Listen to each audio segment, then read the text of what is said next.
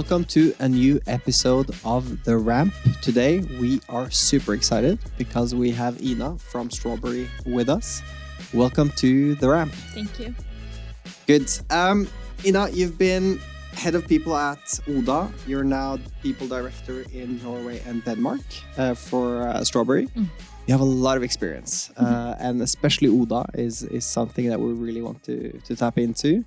So let's get going. First question.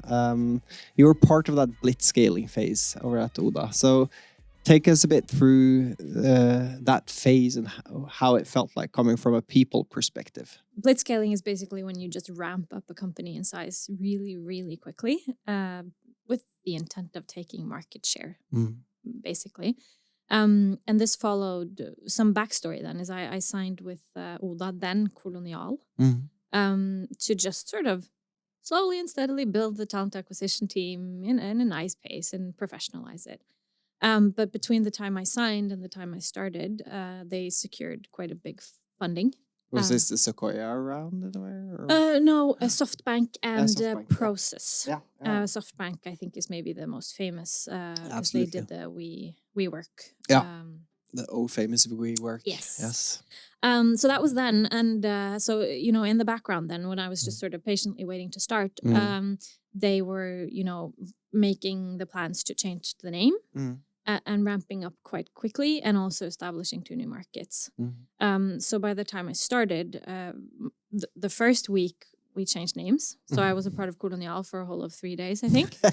And I was watching the all hands from my a very small apartment because it was during COVID. So we changed names to Oda and new branding profile, everything. And also went... I think it was then we went public with the news that we were going to Finland and to Germany. And also that there was the strategy that was chosen was to go for a blitz scaling strategy. So my, at the time, leader sort of said, you might want to read this book about this concept that you might need to know about, which means just growing really, really, really fast. Yeah. Any notes from that book that you remember? It's a terrible book. I would not read it. Unhealthy Growth. It's not a really good book. It's not very well written either. But so it's about all of these companies you've heard of taking market share really quickly, like Uber and Airbnb, right? Yeah. Basically just throwing money at the problem to grow quickly. Yeah. And what Oda did, I don't think it was like a full-on blitz scaling. No. But probably the closest I've heard of in a Norwegian scale, at least. Yeah. And so I did read the book, and we got going because when I started, I was the head of talent acquisition at the time. That's what I started as. Yeah. And the talent acquisition team consisted of, I think we were 2 like internal full-time employees and then 2 or 3 consultants from a Swedish talent acquisition consulting company. And we started doing like an org design work on the product and tech organization to see like what will we need in order to do this. And the list of the roles we would need to hire was quite long. I think I've suppressed some of this, but it might have been like 500 to 700 people on that list over like a few years period. So we needed to build a talent acquisition org. How granular? Just stop a minute there on the org design, because that is so interesting. When you get the amount of funding that you get, and then now we need to deploy this cash. How granular do you get with that planning? Do you know, for example, 2 years in advance in Q4, what will you do, or how many will you be? Like, how specific are you, and how specific can you be? Yeah, good question. So what we did, at least, is we had an amazing chief product officer and a chief technology officer who I worked really close with at the time. And they Espen and Christian. Yeah. Yes, my favorite people to work with, to be honest. They had a vision, of course. So, of course, there's a product vision. What do we want to do? And then you sit down and break it down. Like, what do we need in order to get there? So we were down on, I would say, team level and an ish view of, well, how many people do we need per team for that to make sense? And then they took care of course, the operations of how, like, when do you split a team up because a team shouldn't be too big. It starts getting really inefficient. But it doesn't make sense to have a team very small either, because then they don't get a lot of work done. And so they did all of that stuff according to, I assume they use like team topologies and these type of things that I know nothing about. I left that to them. So I would say that the list we had was on role level. Very much, and with some sort of idea on seniority. But we didn't say, we'll hire these first and these after, because we were using what you call like an evergreen hiring strategy. So we just basically made really great processes for data analysts, data scientists, data engineers, software engineers, designers, We always had pipelines, like worked on pipelines, had open ads and did search. And then if you find the right fit, you're not going to say, well, we weren't planning on hiring that person for another month. You need 500 people. Get busy. Just get going. And then so what we did is we also did like a very, like inspired from Amazon, I guess, like a bar racer interview style. So we had hiring yields or committees for each subject discipline. And they would sort of quality assure, like, this is what we're looking for as a general rule of thumb. And then we would say, okay, what kind of domain experience do you have? You'll be a good fit for this team. And so that also meant that we had forums where we were sort of telling stakeholders, like, we have now 2 software engineers coming in. Yay. I'm sad to tell you, you are not getting these 2. Because they're going here. And that was an intense period. Bit of a war internally to grab the best talent. Luckily, it was a super supportive environment, but there was some frustration, I would say, because you are basically blocked from reaching your targets because there is not enough talent.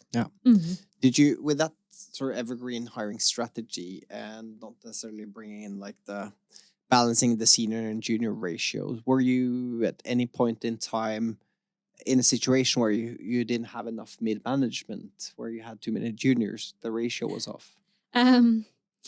Not enough mid-managers. Well, what you end up doing in this situation is you end up throwing people onto the deep end when it comes to management responsibility, right? So a lot of people were, hired as managers internally because you needed personnel, responsible people, right? When it comes to the ratio junior to senior, we were quite strict about not taking in too many juniors. And that's not to be snobby or strict or anything like that. It's because it wouldn't have been a very nice experience. Because onboarding capacity was at a minimum. So there was not enough time to sit down and teach the basics to people. And that wouldn't have been fair. Yeah.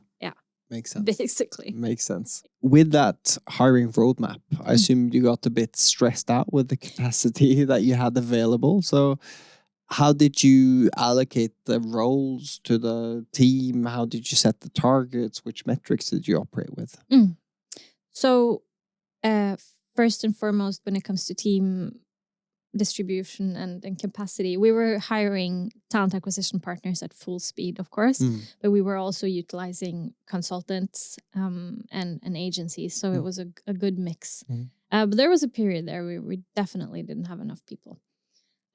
We worked at a partnering model. So we allocated partners to different parts of the organization so that they could set the process together and make it super streamlined and efficient.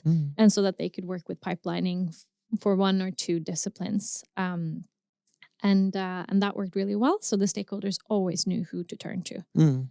So my biggest job was to build the team to make sure that all disciplines who needed a partner had a partner. And then for the disciplines who didn't, we tried to work with agencies to make things add up. So I guess that's how we solved it. And we hired, when I started, as I said, it was 3 consultants, 2 full-timers. And when I when I left the role, we had 20 permanent and in the TA function? Yeah, and 10 to 15 consultants, I believe. And that was in a year. So that was rapid. I was interviewing TA people daily. Meta issue. Yes, exactly. No, but that's insane numbers. How did you manage the team during that phase? Like, what were their success metrics? So I'm a little untraditional in the way that I don't believe in these like time to hire and cost of hire. Not in a phase like this. Get the job done. Yeah. You need to give clarity and autonomy and support. Yeah. And unblock progress Yeah. wherever you can. Yeah. That's the way we solved it. Because there is no time to sit down and calculate. And of course, I was keeping track of the metrics, but one thing that I was brought in to do that wasn't already done when I came in was data quality in the ATS. So it took a good amount of months before we could even actually get a good number on how many people are we hiring. Yeah. I spent a few months on nailing that down, right? Yeah. So good use of the ATS and everything. So of course we were looking at time to hire and all of that, but that wasn't really the issue. No. The issue was just getting enough interviews on the books to get enough people through the door. Oda has been one of those the coolest tech companies, and Espen is a legend in the industry. So I assume you were also quite picky with your internal tools. So any specific tools you would like to highlight they used in the TA team? Yeah, we were quite picky, but I would also say there was a backlog. Yeah. And when you head into this type of a phase, you make do with what you can. We had Lever. I was really happy when I came in to see that Lever was already implemented. So I was happy about that. I think they use Team Tailor now, but because they didn't need that powerful of an engine anymore that Lever is, but I love Lever. And of course, great integrations with LinkedIn and every sourcing capability that's there. Yeah. We used Assessio for tests, but on select roles, not on every role. And yeah, what else? No, I think that's it. We did try to work with, we were introduced to some external sourcing companies through the investor network. I didn't really think that worked well, so we tried it out, but then we decided to continue pipelining internally. Having the momentum you had during the blitzscaling phase, I assumed you got some push or some help from the employer brand. So what did like the sourcing versus inbound numbers look like? Like, was it challenging to really drive interest among the candidates?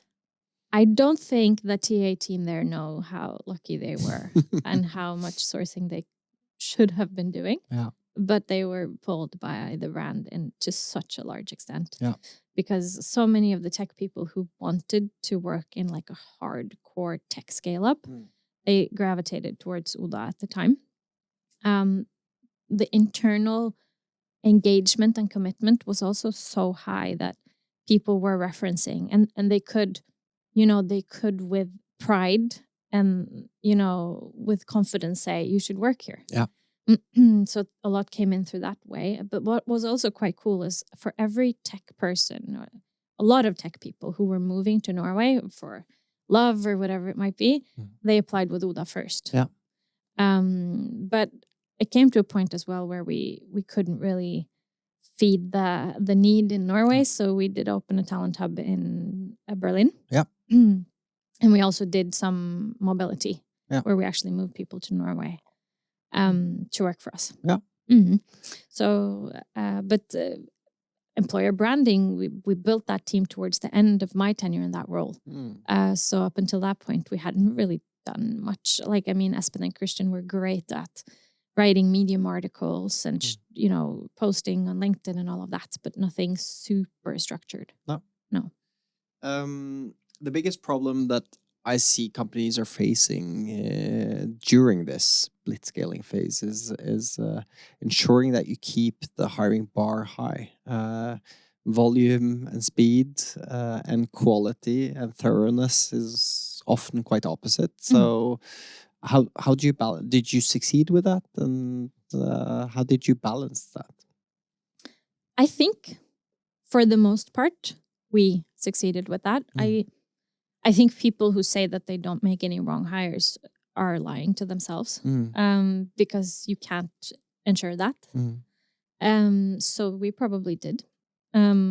but we had secured processes to keep the bar high, especially with the hiring committees, where the directors were always super involved. And the last sort of culture interviews were always held by a super senior person who had only interest in getting the right people in. But I think a major thing in all of this is top management. Top management can decide or work against high quality hiring by how they set and follow up targets. And Oda was very lucky to have a top management team who understood the value of talent and understood how you hire for quality. So the way they followed up metrics was, of course, there was pressure, but it was always solution oriented. What more do you need to speed up without losing quality, rather than just make it go faster? And I would say, top management can make or break that. When you did find out that, okay, in this area or this business unit, they're struggling to make the best hires, what was the indication if you did fail sometimes to ensure a high hiring bar? Was it retention problems, or what was the driver there? Honestly, I think in a phase like this, it's impossible to say, because all of this happened through the course of a year. So, you hire someone, they're supposed to start, and then you need a grace period for onboarding. But at the time, we were also, splitting up teams. So now this team is too big. We're going to split that out and make it more narrow. So in all of this, there are just so many variables to why it could fail. But what I can say is that within the first few years of my tenure at Oda, there was hardly any turnover. So I think most people at least had chosen the right company in terms of, culture and preference to how a company is run. And of course, there are probably some people that maybe didn't know the domain well enough. It's quite a niched domain. People underestimate how, especially the logistics side of this, how much you actually have to understand about the domain before you get efficient. And then within data, I think we scaled up data massively. I think we hired 50 or 60 data people during a year. There aren't that many data people in this country. So we had to go out on a limb and just choose some people that were adjacent and train them. And it's to be expected that would take some time. So I can't pinpoint. That's really hard. And that makes sense. During blitz scaling, now we talked a lot about talent acquisition part of it. From people function perspective, how are the other areas of the people function affected by the blitz scaling? We didn't get much of a heads up, right? So, the people team was of the size you would expect for that company at that time. And, it was a small team of generalist skill. And all of a sudden, we needed a bunch of specialist skill. So we didn't have anyone for compensation at the time, right? We had some people, business partners, who attended to compensation, but we didn't have a specialist. The same went for data. The same went for systems. And when you go into blitzscaling, you don't stop to plan blitzscaling. You just get going. And then you fly the plane while you're sort of building it. And you also, you try to solve problems and de-bottleneck. So you might be implementing solutions that this is not a forever solution. This is not a very efficient solution. But it works right now, and that's what I needed to do. So towards the end of the blitzscaling, because you remember I told you about this list of 500 people. Well, there were HR people in not that exact list, but in a different list that also had to get in line for hiring capacity. And we tried to get in as many as we could. And so towards the end of the blitzscaling, that's when we really started to build out compensation systems, data. And they were sort of left to deal with some of the aftermath, to be honest, because I had built some of the mobility policies. I mean, at the best of my ability, we needed to get people across the border. I did what I could with what we had, right? Bonus programs. Yeah, I built like Espen and Christian built that, and we managed, retention bonuses and stuff together. Yeah. That probably wasn't perfect, but it worked. Yeah. Pragmatic approach, 80-20. You need to. Yeah. Because if you are sitting down to make something perfect and long-term in that phase, you are focusing on the wrong thing. Yeah, I agree. I agree. We talked about, obviously, managing the volume of hires and then ensuring a high hiring bar. And it seems like you managed to do both. A third component there is company culture. When you're growing so largely, like so fast relative to your own size, how do you ensure that you have the culture that you want? Which measures do you take to ensure that? Yeah, it's interesting because it's often talked about that this very like fluffy, hard to define concept. When we later did the merger between Oda and a Swedish company called Mathem, actually led the process of merging the cultures of the two companies. So I've deep dived a bit into like what drives culture. And, culture is this thing where habits are handed down between people over time and form over time and becomes just this way of doing and being, right? But it's also driven by the processes you implement, the way you, like the decisions that are made and the tools you use and everything like that. So I would say at the core was a management team who had really, really strong Nordic core values and had set up the organization to mirror that in ways of working, agile, collaborative tooling, very autonomous teams, decision-making that was, very Nordic in the sense that it was non-hierarchical. So when you have those structures in place, you have this scaffold that you put people into to work within, and that sort of nudge them in the right direction. And then when the culture in itself is so strong to begin with, if you get a few people in that don't really get it, they're sort of swallowed by the whole. So I think that was a big part of it. And I once again want to give credit to that management team who had a really strong core of values that led them in their decision making. And you need that to have a cohesive culture.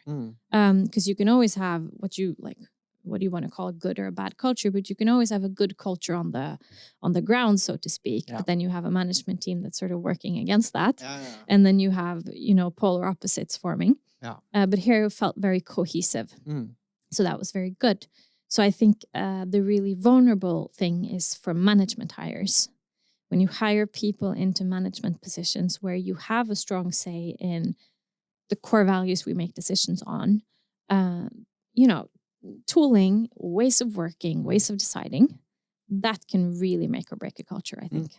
Love how you're a bit more strategic about culture than the fluffy stuff or fluffy answers that you might get in those conversations. You mentioned on the merge of Mathem and Oda. Let's stop for a minute and talk a bit about that. How do you take one culture, another culture, and merge them? Like, what are the components or the to-do list there? Well, how you do it, I guess there are many ways. The way we did it was that we defined what is culture. And I did it just the way that I said now. We have this sort of hard to touch, hard to define bit. That's sort of a feeling or a way of doing or how we talk to each other and all of that. And then you have the more, what we called it, enabling drivers. How we work, how we decide, which tools we use, where we post things, all of these bits. And then we mapped that and we analyzed it both places.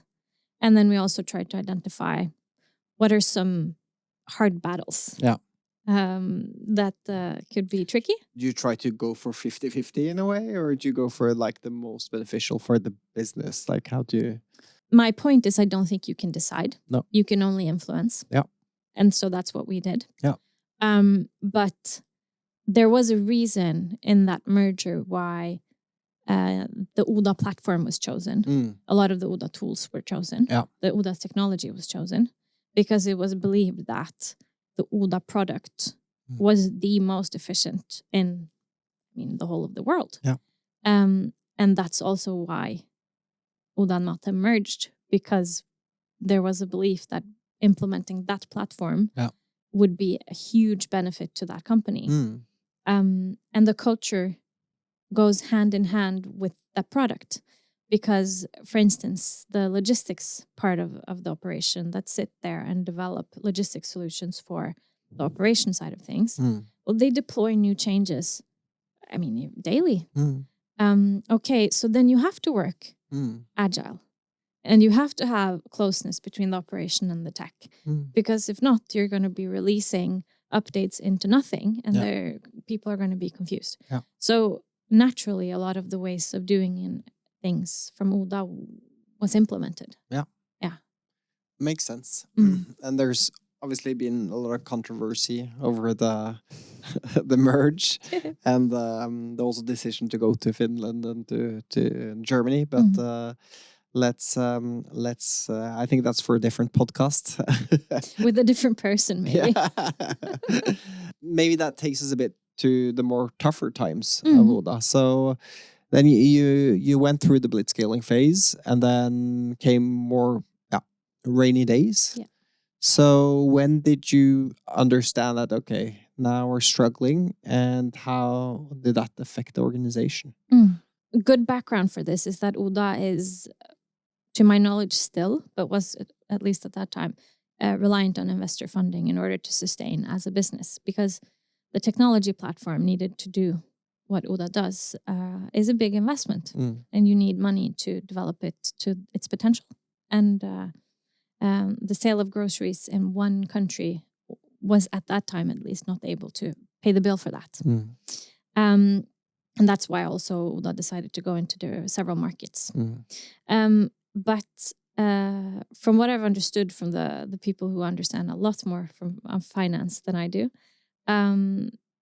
things really started happening when Russia invaded Ukraine, and it destabilized the international money markets, basically the investor markets, and the cost of money went up in the sense that you can't get as good of pricing on your company, and when you then set out to get investments, it's harder and you get worse pricing.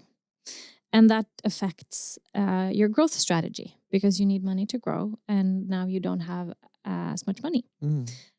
So it started, from what I can remember, as a project where we sort of set out to revise most of the costs.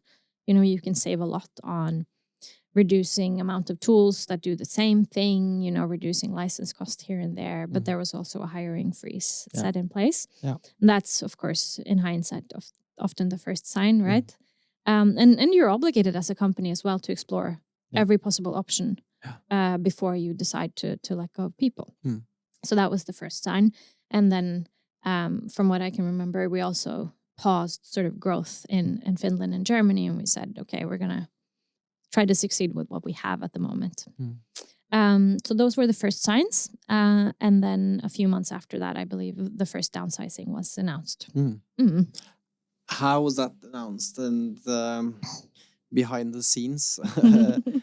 What was the strategy there to communicate? Because it's been just sunshine, and then suddenly there's a switch. Yeah. So how do you go about that? How do you build that communication strategy? Well, it starts with being very clear about that cost-saving project, right? But as you said, it's been a lot of sunshine, and we live in a country where job security is quite high. So I don't think everyone necessarily thought that could be an outcome. But so we had, weekly updates on the cost cutting, and the teams who were doing cost cutting were sort of saying, we've found costs we could cut here and there, and updating in that way. And then in the background, of course, you start working on, well, what could happen here, and what are the potential outcomes if we don't cut enough. And when you do land a decision that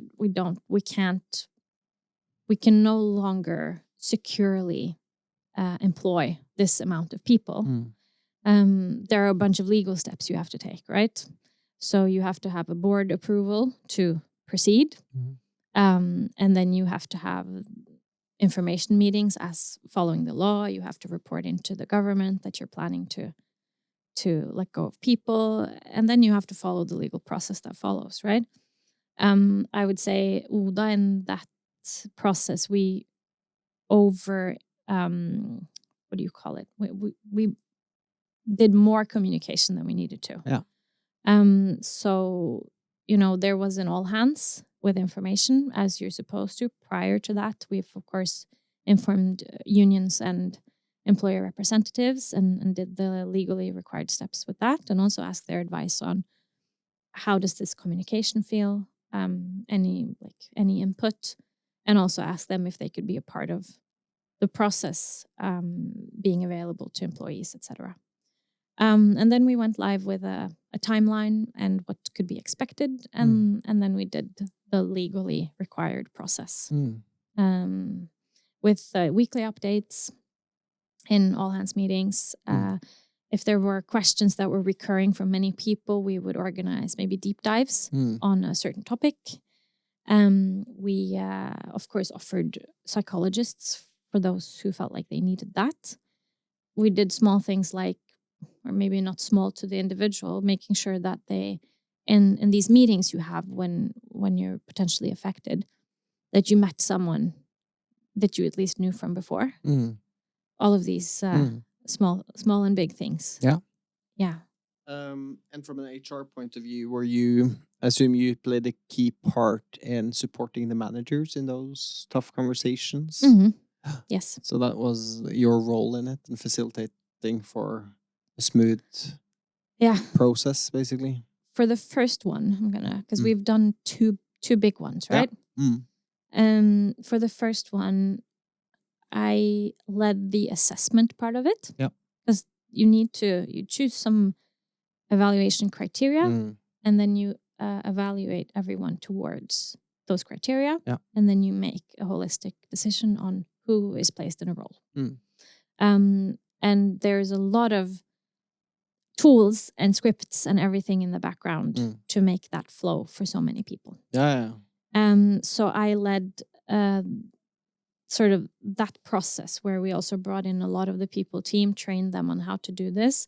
So they supported managers, and I sort of coordinated that bit in addition to supporting, also supporting managers, and being a part of meetings. On the criteria side, whereas like performance, how I can't obviously ask you how big of a decision was, like, or how influential was the performance in that decision, but could you use performance, and you then, I assume, you need to use performance reviews data, like how do you structure that rationale, like that business case, if I may put it that way? I think most lawyers, and I mean, they can correct me if I'm wrong, most lawyers would advise you to not use that very actively, because it's so potentially subjective. Yeah. And it's hard to have good enough documentation. And it's hard to say if that, let's say that happened six months ago, is that still the case? So of course, if people have ongoing cases that are serious and well documented, that could be included. And we also had that in the criteria, but that it rarely comes down to that. Yeah, more tenure and more other competence, to be honest. Very like, knowledge, skills, abilities for the job. And then tenure, of course, by law has to play a part.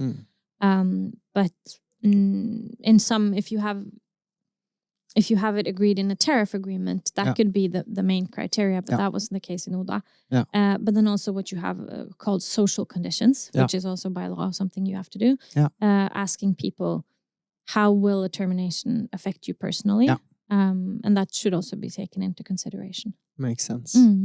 With the unions, how are they involved? And in the criteria design, did they give input on that? Yeah. So I think at the first downsizing, I don't think that part of the organization didn't have a union yet. And at the second round, they did. But yes, so you suggest some criteria as a company, and from what I can remember, we used the same criteria every time, because we wanted some consistency with that. And we sat down and suggested that to the employee representatives, elected by the employees, and they gave their input, and we also did make some changes based on their input. And that's a really nice way of doing it, because then we can go out and say, we've agreed on this. Yeah. And we feel like we've done it together. Yeah. So that worked really well. Yeah. Mm-hmm. Layoffs is extremely tough. Probably the toughest for any company and management breaking that news. But of course, the worst experience is for those affected. The company or the employees are left in the organization. Obviously, they've lost great colleagues and friends that are now leaving the company. So how do you ensure morale? How do you guide the company through this? I think it's hard. That is hard. I think that's hard for every company, to be honest, because a lot of people, you can feel a lot of guilt for being the one that's left. That's a really real thing. And you also miss your coworkers. But in Oda's case, I think what was really powerful is that people have such a strong belief in the product and in the mission that they have also a greater purpose than themselves in all of this. And more like practically, I think you need a direction. So I think even if it feels really brutal, you need to quite quickly after regroup. This is your new team. These are the goals of that team. This is what we're aiming for. But I would also say having a good, structured, legally compliant, but also human process hopefully makes it feel better for those who are left, that the people they cared about were treated with all the respect and humanity that we could. And in the case of Oda, I think we had so many talented, kind, innovative people that most of them had offers, from a few days after this was announced already, right? So that probably helped for the people who stayed. Yeah. And then there's 2 restarts after these processes. The noise has calmed down a bit, and then it's sort of bit back to normal. So what do you do then? How do you make sure that you get momentum? People need a reason to come to work. People need to know what we're working towards. So people need strategic goals. And they need to understand them. Yeah. And then they need a setup to work within in order to achieve them. Yeah. I think that's... and of course, we need all of our day-to-day needs met as employees, like feeling safe and valued and all of these things. But I think all people want a purpose. Yeah. And if you can provide purpose, things crystallize a bit and remove blockers and remove frustration on the thing you come here to do. Yeah. And once again, people in Oda, in my impression, is that they really care about the product. Any lessons learned? Any things that you would have done differently? Yeah. Could be from the blitz scaling process or the layoff phase. So, I mean, yes, a bunch of things, of course. There are from the blitz scaling, there are a bunch of sort of big and small things that could have created more speed for us. I wish I would have been firmer with which methods and systems and ways of working that I believed in and didn't believe in. But a lot of people have a lot of opinions, right? So it's kind of hard to cut through sometimes. So there's that. But I think like a general takeaway is that we tend to, as leaders or probably as parents or as friends or whatever, we tend to want to protect people from things that are hard. And we have a tendency to believe that I can handle it, but I'm afraid if they will handle it or if you will handle it. Yeah. But we just have to assume that people can deal with things and be as open and honest as we can, because the frustration and the fear comes when people realize that there's something you're not saying. Yeah. And I think you could really sense that in the hallways when things are building up to a decision. people know. Yeah. You have quotes like, all the wrong people are busy in meeting rooms. Then I get that something's going on. Or when I see that you're meeting with employer representatives, I know something's up. Yeah.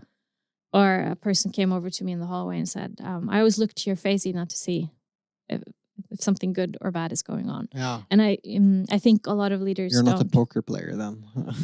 I think I have an okay poker face, but I didn't realize I had that role. And I think a lot of leaders, and I've even held trainings where I've said to leaders, remember, people look to you. Yeah. This is like being in a glass box. People look to you. But I think everyone, if you're rigged in a slightly humble way, I think everyone sort of thinks, yeah, that goes for that and that person, but they don't look to me. Yeah. But yes, they do. And then that was actually an eye-opener for me as well. So speed is really important. Plan it well behind closed doors. Execute quickly. Because living in that insecurity is terrible. And just assume that people will start to smell something when things start moving. At least in that size of a company. Yeah. Because it shows. All right, so now new chapter in your Yes. career. Let's leave it with the last question, maybe more on Strawberry. So, taking what you learned from Oda, what's your plan to take the people team at Strawberry to the next level? Well, I work together with other country directors, so we're doing that together. Strawberry is already blessed or have worked hard to get like a fantastic culture where people are so helpful and welcoming and resourceful. So I think that's a really great, place to start. But as with everything else, leaders are executing most of this. So at least what I'm focusing on now is to give leaders really, really great tools to do their work in the best possible way. With as much clarity as possible. So that's a main focus point for me. And just continuing to fly the flag that HR is a strategic resource in an organization that can really create a lot of value if done well and right. Where they already see it this way. So in that sense, it's a good match. Cool. Yeah. Great closing comments, Ina. And thank you so much for sharing your experience from Oda. It's one of those really cool tech scale-ups from Norway. And as with life in general, it's ups and downs. But thank you so much for sharing. Thanks for having me. Cheers.